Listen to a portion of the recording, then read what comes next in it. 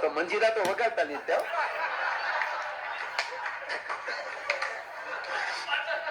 જો મંજીરા શીખી જાય તો હજી 5 વર્ષ ખેરવા પડશે. હવે તો વાંધો નહીં, હવે તો ખબર પડશે જિજ્ઞેશ દાદામાં સંગીતમાં જાય છે, નહીં દેતા હોય એ દે છે. બસ કલાક મળશે. ખોદા ખાધો રાખજો. નહીં તો બાપુ સંબંધ ન હોય ને એ ફિટ બોડી રાખવા હતું થોડું થોડું ખાય, એવું કઈ નથી. ધબીન થાય તેવું પૂરો.